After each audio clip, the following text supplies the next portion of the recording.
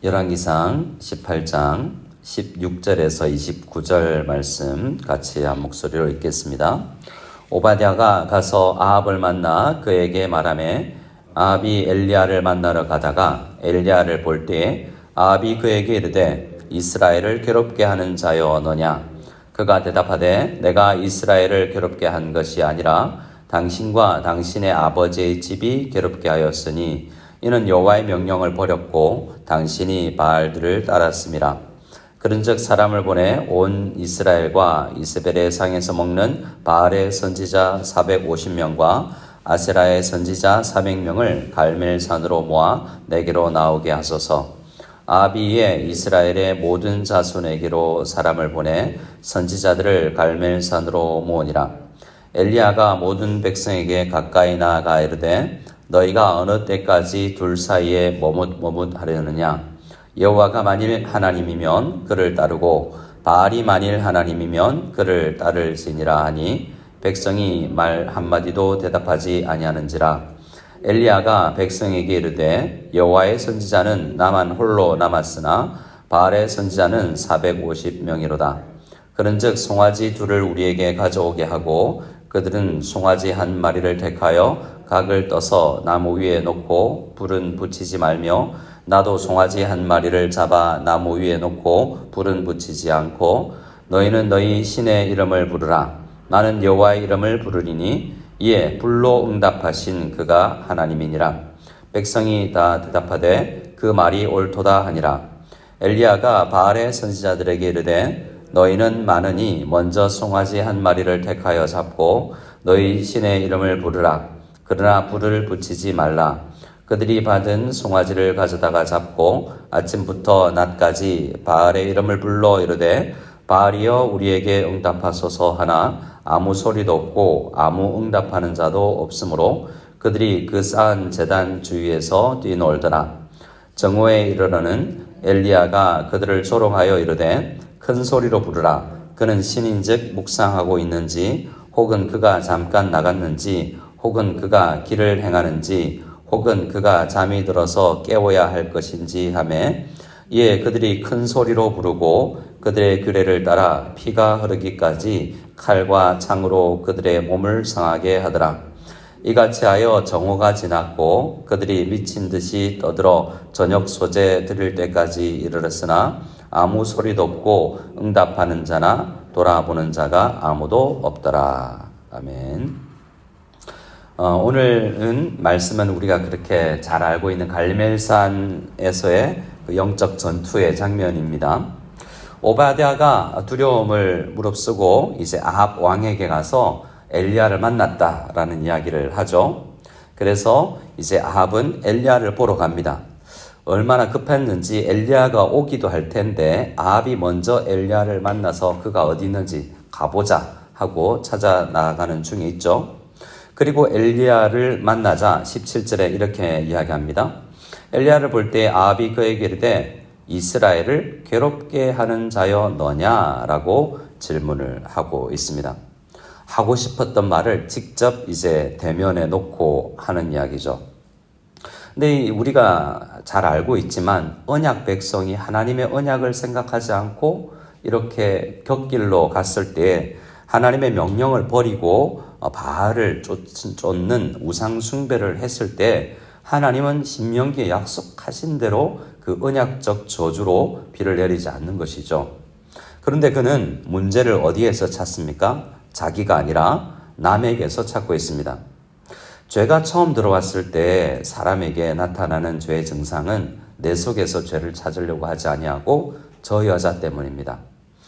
더 나아가서 하나님이 그 여자를 나에게 붙여줬기 때문에 내가 유혹받은 것이지 그러니 결국 하나님 탓입니다 라고 하나님께로 오히려 그 죄의 문제를 돌리고 있는 인간의 죄된 모습을 봅니다.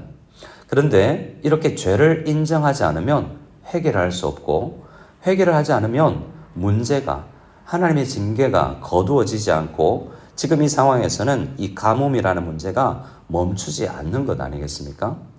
첫 단추부터가 잘못된 거죠. 죄를 알 수 없고 인정하지 않으니 회개가 안 되고 문제가 해결이 되지 않는 것입니다. 정답을 알려줍니다. 엘리야가 그에게 말합니다. 18절입니다. 내가 이스라엘을 괴롭게 한 것이 아니라 당신과 당신의 아버지의 집이 괴롭게 하였으니 이는 여호와의 명령을 버렸고 당신이 바알들을 따랐기 때문이다 라고 이야기를 합니다. 하나님은 이 이야기를 아합에게 전하라고 하나님께서 보내신 거죠.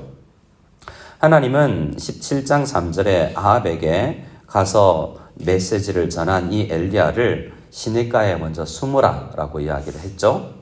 그리고는 이후에는 시돈에 속한 사르밧으로 가서 3년을 머물라 라고 합니다.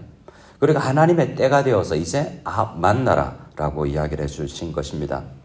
이 시간의 의미는 하나님께서 바로 했을 수도 있을 텐데 3년 전체 시간으로는 신약 성경을 보았을 때 3년 6개월이나 하나님께서 시간 간격을 두는 것은 우선 사역자를 훈련시키는 의미가 있습니다. 엘리야가 그 선포를 하고 있으나 지금 아합에게 나와서 이렇게 영적 전쟁을 할 만큼 성숙이 되지 않았기 때문에 하나님을 더 알아가야 되는 그 기간이 필요했었고요. 또 하나님 앞에 충분히 고민하면서 바알 신이 맞나? 아세라 신이 맞는가라고 의문을 품고 스스로 신에 대해서 묵상을 하는 백성들이 준비되는 시간이었습니다. 충분히 내가 이런 줄 바알이 좋은 줄 알고 바알을 따랐지만 바알이 아닐 수도 있겠구나라고 생각하는 그런 단계. 오늘은 그 둘 사이에서 고민하고 있는 백성들을 보게 되는데요. 하나님은 이 3년 6개월 동안 그런 백성들이 이 60년, 70년 동안 우상숭배에 젖어 있는 사람들에게 고민을 일으키는 기간으로 3년 6개월을 사용한 것을 볼 수 있습니다. 또 아이러니하게도 이 3년 6개월의 시간은 아합이 더 강팍해지는 시간이기도 했습니다. 이렇게 시간이 지나고 나서도 이 아합은 돌이키지 않고 오히려 더 돕기만, 더 마음만, 남탓만 더 강하게 하는 것을 볼 수 있습니다. 왜냐하면 오바댜에게 이미 그 아합의 마음을 드러냈었죠. 오바댜가 엘리야를 만났다라고 이야기했다가 당신 하나님께서 당신을 데려가 버리시면 숨기시면 내가 죽을 판이다 라고 이야기하는 것은 그만큼 아합 왕이 이 엘리야에게 탓을 돌리고 있는 것을 볼 수 있습니다. 그럼 아합이 왜 엘리야를 그렇게 괴롭히는 사람, 이스라엘을 괴롭게 하는 것이라고 생각했을까라고 생각해 보면 바알을 그는 믿고 있죠. 그의 말이 부정타서 바알이 화가 났다라고 생각했을 가능성이 많습니다. 그래서 그는 이 생각조차도 하나님 중심으로 하지 못하고 우상 중심으로 했을 것을 우리는 생각해 볼 수 있는 것입니다. 그리고 나서 19절부터 이제 엘리야는 하나의 제안을 하죠. 바알 선지자 450명과 아세라 선지자 400명이 이스라엘의 국가 공무원으로서 녹을 먹고 이 선지자 노릇을 하고 있는데요. 갈멜산, 이 갈멜산은 또 바알 숭배의 본산지라고 할 수 있는데 너희 홈그라운드에서 850대 1에 경쟁해보자라고 제안을 합니다. 근데 20절 말씀해 보면 아합이 받아들이죠. 사실 죽일 것 같으면 그 자리에서 바로 죽이는 게 더 낫지 않겠습니까? 근데 문제가 죽여서 해결되지 않겠다라고 생각을 했던지 받아들이는 장면도 특이합니다. 아합의 생각을 한번 추측해 본다면 우선 우리 선지자가 850명이나 되니 숫자로서 우리가 이길 수 있다라는 생각을 할 수 있겠죠. 이렇게 이단들이나 하나님을 떠난 사람들은 수적이나 양적인 많음을 가지고 강함을 측정하는 경향들이 있습니다. 이렇게 아합은 숫자로 분명히 우리가 이길 것이다 라고 생각하고 있지만 착각이죠. 그렇게 숫자로 가능했으면 비가 왔지 않겠습니까? 두 번째로 혹 엘리야가 이길 수도 있겠다는 가능성을 아합은 생각했을 수도 있습니다. 우상 숭배자의 특징은 더 센 신 믿으면 된다라는 생각이기 때문이죠. 혹여나 엘리야가 이겨도 나는 그러면 이번에 바알에서 그로 갈아타든지 바알도 섬기고 하나님도 섬기면 된다라고 생각을 하는 우상 숭배는 이렇게 충성과 신실함이 하나님께 없는 것입니다. 세면 된다라는 거죠. 근데 그 근저로 들어가 보면 나에게 복을 주면 어떤 신이든 상관없다는 생각이 그 근저에 깔려 있음을 우리는 생각하게 됩니다.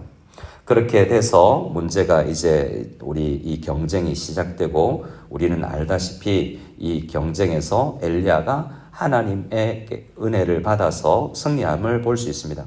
하지만 본문이 오늘 강조하는 것은 준비된 백성이 돌아오게 이 퍼포먼스가, 이 행위가 진행되는 것을 볼 수 있습니다. 21절 말씀을 같이 한번 읽어볼까요? 21절입니다. 엘리야가 모든 백성에게 가까이 나아가 이르되 너희가 어느 때까지 둘 사이에서 머뭇머뭇하려느냐? 여호와가 만일 하나님이면 그를 따르고 바알이 만일 하나님이면 그를 따를지니라 하니 백성이 말 한마디도 대답하지 아니하는지라. 우리는 이 엘리야가 굉장히 담대하게 아합 왕에게 가는 이런 모습도 보지만 오바댜가 신실하게 하나님을 믿지만 이 엘리야처럼 아합에게 담대하게 믿음을 전가하지 않는 모습도 보죠. 하지만 더 많은 백성들은 속으로 이건가 저건가 혼란스러워 하고 있는 모습을 볼 수 있습니다. 우리 매일 성경 설명에도 이야기하지만 이 머뭇한다라는 표현은 히브리어로 파사흐라는 단어인데요. 26절에 이 바알 선지자들이 그 제단 주위에서 뛰놀다라는 표현과 똑같은 것입니다. 이렇게 절뚝거리다라는 단어로 번역되기도 하는 이 말인데요. 이 하나님 앞에 정말 절뚝거리는 것처럼 정상적이지 못한 이상한 행동을 하는 그러한 모습이 지금 당시 이스라엘 백성들의 대부분의 상태였다는 것입니다. 하나님은 그런 백성들에게 엘리야를 보내서 이제 불을 내리고 피를 내리시는 과정을 통해서 온전히 회개할 수 있도록 백성들에게 기회를 주는 것입니다. 결과적으로 아합은 돌아오지 않지만 많은 이스라엘 백성들이 하나님 머뭇거리면서 돌아서서 하나님의 명령을 버렸던 것을 회개하고 바알을 버리고 이제 하나님 앞에 돌아오는 것입니다.